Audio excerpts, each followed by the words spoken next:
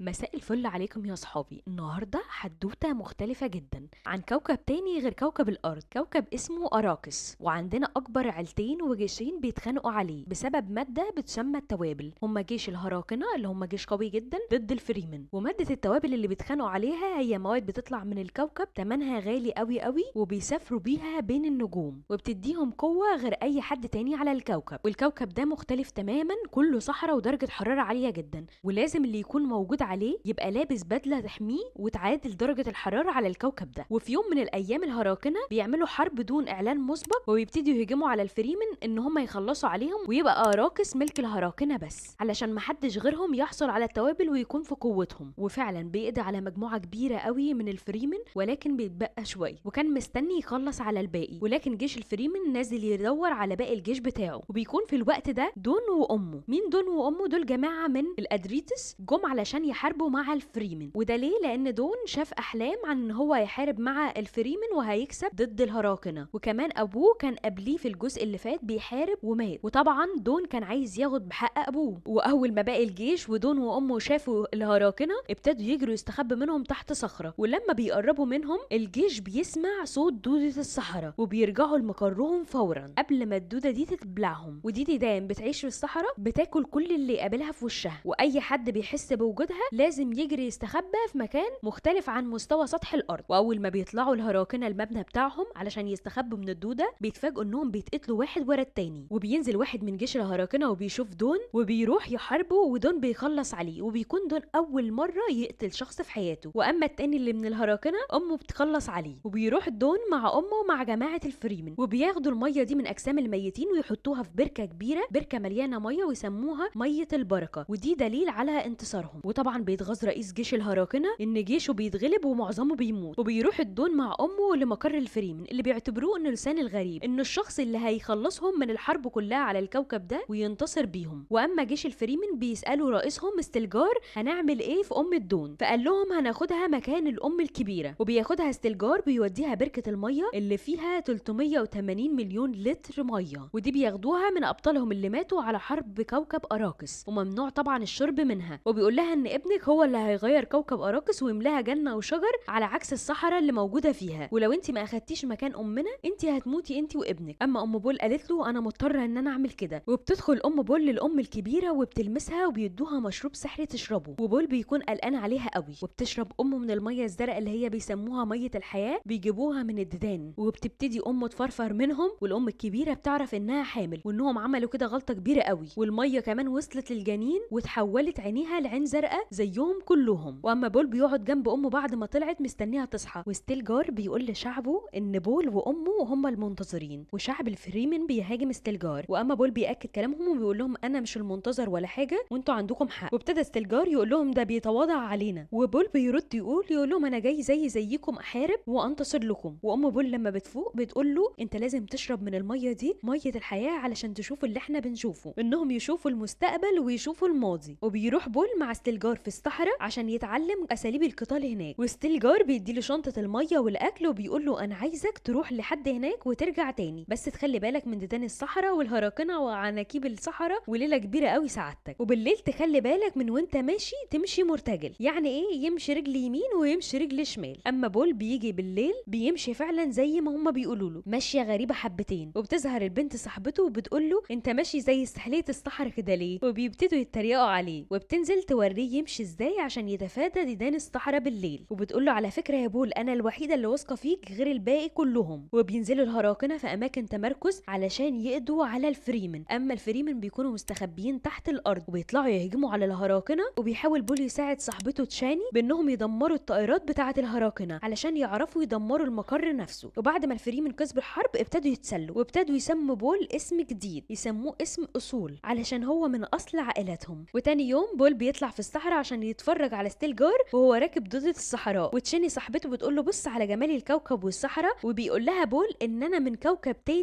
وده لان بول من كوكب تاني خالص اسمه الالكان وبيكون كله ميه بدل الصحراء دي. وصاحبته تشاني ما بتكونش مصدقاه، وشكل بول بيقع في حب تشاني. اما الهراكنه بيبعتوا وحدات آلية تدمر جيش الفريمن، وربان رئيس جيش الهراكنه بيندهى عمه اللي بيكون رئيس الكوكب كله وبيقول له الفريمن بيدمروا كل خطه بنعملها، وده في عهدك انت يا ربان، ولو انت ما قتلتهمش انا اللي هقتلك. وبول بيحلم بكابوس وبيقوم من النوم ان هم في الجنوب وبيحصل جوع ودمار شديد، واما تشاني بتحاول تطمنه وتقول له انا معاك هنا. وبيخرج بول وجيش الفريمن ومعاهم رئيس جيشهم ستيلجار بيستعدوا للحرب، وستيلجار بيدي بول زي منبه للدوده في الصحراء، والنهارده بول هيثبت نفسه ان كان واحد من الفريمن ولا لا، وان ازاي هيركب دوده الصحراء والا ساعتها هيموت. وفعلا بول بيحط جهاز الاستشعار في الصحراء وبتطلع دوده الصحراء ضخمه جدا بيخافوا منها، اما بول بيحاول يمسك في الدوده بالمخالب الحديد اللي معاه، والفريمن بيخافوا من قوه بول جدا. وبتروح ست من الستات تبلغ ام بول اللي هي الام بتاعتهم تقول لها ابنك ركب دوده شيخه محدش قبل كده ركبها، والام بتطلب منهم ان هم ينشروا الخبر للكل. وبتستعد امه عشان تنزل الجنوب هي ومجموعه من الناس عشان تولد هناك ويكون مكان امن ليها ولطفلها، وبول ما بيرضاش يسافر معاها علشان يحميهم في الشمال. وطبعا امه والمجموعه بيسافروا على دوده الصحراء، واما الفريمن بيقضوا على مقرات الهراكنه الباقيه. ورابانج رئيس جيش الهراكنه بيتعصب قوي بيعرف بوجود بول وبيبعت دبابير وطيارات آلية علشان يخلص على بول نفسه. حتى رابان من غيظه وضرب في اي حته وخلاص ونزل في الصحراء ينزل يدور على بول، وبيلاقي هجمات مش متشافه في الغمام وبيقضوا عليهم واحد ورا التاني. وبيخاف جيش الهراكنه ورابان وبيحاولوا يرجعوا بسرعه يركبوا طيارتهم، وبتطلع ورا بنت الطياره تحاول تخلص عليه ولكنه بيطيرها من فوق. وبيظهر الهراكنه في عظمتهم والعابهم وعروض قتالهم، وهي بتكون عباره عن واحد من الهراكنه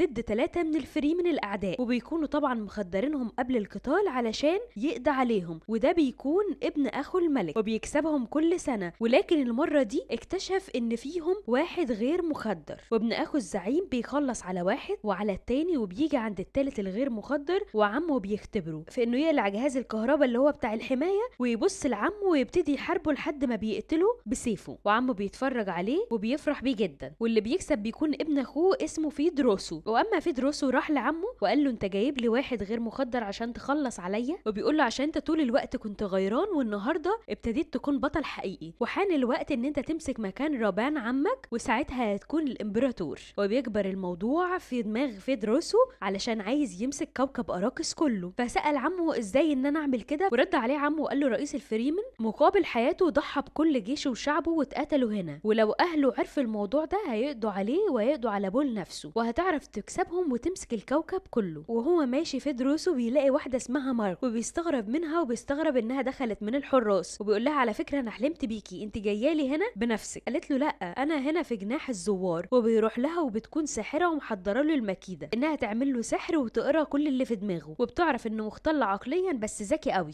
وبتعرف انه قتل امه ولازم يسيطروا عليه. واما زعيم الهراكنه بيتوج فيدروسو ضد الفريمن وبيهتف الجيش كله باسمه وبياخد مكان رابان عمه. وبيكون في مره مستخبي بول تحت التراب وبيشوف زي بالون داخل عليه وفيها جيش الهراكنه، وبيفتكروا ان الدنيا امان وبينزلوا من دبابات الحرب وبيبتدوا يترقبوا دوده الصحراء، وفجاه بيلاقوا ان الفريمن هجموا عليهم ويبتدوا يدمروا عربياتهم وانهم وقعوا في فخ الفريمن، وبيشوفوا كل معداتهم وهي بتولع. وبيتقدم واحد من جيش الهراكنه وبيقابله بول وبيتعرف عليه وبيطلع واحد قريبه وان هو اصلا من الفريمن بس كان مقصور هناك، وبيبقى مع جيش الهراكنه وبياخدهم بول بياكلهم ويشربهم وبيمشي معاهم كمان. وتشاني صاحبته بتقول لبول على فكره شكله جاسوس، وبول بيقول لها لا ده من عيلتي اصلا، وهي بتثق في بول جدا فبتصدقه. وبيكون قاعد مع بول طول الوقت وبيحذر بول انه معاه جيش كبير جدا ولكنه يفتقد الاسلحه، وبينزلهم تاني يوم وبياخدهم لمكان محدش يعرف عنه حاجه وما بيتفتحش غير بايد بول وجيناته الوراثيه، وبيتفتح باب ضخم وبيدخلوا بيوريه كل الاسلحه النوويه الخطيره اللي هتساعدهم ان هم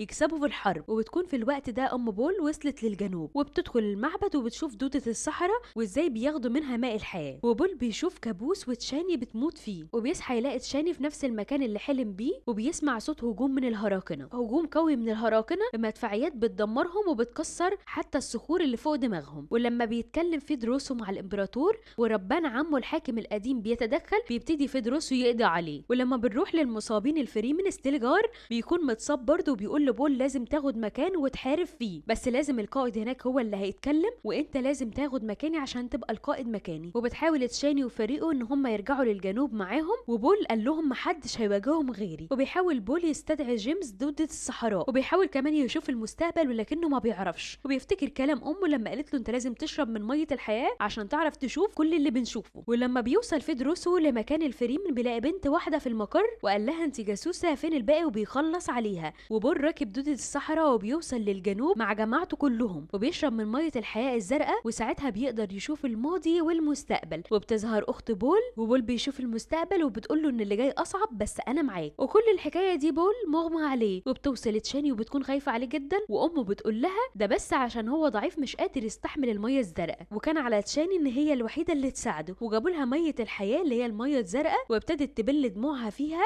وتحطه عند لسانه. وبيبتدي بول يفوق من موته وان ده كان سحر وزي ما قالت امه، وبيشوف ماضيه وبيعرف ان امه انها بنت رئيس الهراكنه. وبيسالها ابويا كان يعرف ده؟ فقالت له لا انا ما عرفتش كده غير لما شربت من ميه الحياه. وبيقول لها احنا هننجو علشان احنا من الهراكنه. وبيكون بول وشعبه كله في الجنوب ومعاه 200 الف رجل، وبيخرج هو وامه علشان يعملوا الطقوس. ولما بتحاول تشاني تتكلم ستيلجار يمنعوها، اما الفريمن بيقضوا على مقرات الهراكنه الباقيه. وبتدخل الام اللي هي ام بول، وبيدخل بول علشان يتكلم. ووقتها كان لازم بس القائد هو اللي يتكلم اللي هو ستيلجار، الا لو بول قضى على ستيلجار واخد مكانه وقتها يقدر يتكلم. واتكلم بول من غير ما يقتل ستيلجار ولا حاجه، وقال لهم انتوا كلكم خايفين ان انا المنتظر، ان انا فعلا اللي هكسب وهبقى الحاكم. وكلهم ابتدوا يقوموا على اساس ان هم يهجموا عليه. وكلم واحد من الجنود وقال لهم وصلني لجدتك اللي ماتت من 9 سنين، وماتت كانت مفتقده واحده من عينيها بسبب ان هي اتخبطت في صخره. فابتدى يقول له ان انا شايف الماضي والمستقبل. وابتدوا يخافوا منه ويعرفوا ان هو لسان الغريب او المنتظر او بول اللي هيخليهم يكسبوا الحرب. وبيلبس خاتم ابوه وان هو هيقودهم للجنه ويمتلك كوكب اراكس كله. واللي كانت معترضه وخايفه عليه جدا وهي تشاني، وبتلم حاجتها وبتبتدي تمشي. وبيشوف بول هجوم جاي عليهم، وبيحاول بول يقول لهم الخطه اللي هتمشي بس بشرط ان هو عايز زعيمهم حي محدش يقتله. وبيوصل البارون للامبراطور الاكبر وبيبتدي يسجد له، والامبراطور بيكون جنب زوجته وبنته. وبيبتدي الامبراطور بيسال البارون انت عارف مين المنتظر او مين بول؟ وبيحاول فيدروس يوصل له ان هو اكيد مات من ساعه ما ضربتهم، انا ضربت كل المكان. والامبراطور بيقول له في نشاط بشري هناك وان هو حي. والبارون بيوصل له ان هو مش عارف اي حاجه عن الكلام ده. وبيبتدي الامبراطور ان هو يخلص عليه. وبول وجيشه في الصحراء بيطلقوا الاسلحه النوويه على الهراكنه وجيشهم، ومكان الحكم بيتهز من قوه الحرب. وباقي جيش الهراكنه بيشوف اضخم دوده في الصحراء وبيكون عليها بول وتشاني وستيلجار، وبيهجموا على مقر الهراكنه. وبيكون باقي الجيش وراه وبيقضوا على جيش الهراكنه واحد واحد. وبيدخل بول للعرش وبيوصل للبارون وبيقول له ان انت جدي، وبيبتدي يقتله. وبيخافوا منه كلهم. وبيوصل مقره ومعاه الاسرى بتوعته اعلى عائلات في البلد. بول بيقول للامبراطور انا هقتلك زي ما قتلت ابويا وهتجوز بنتك كمان.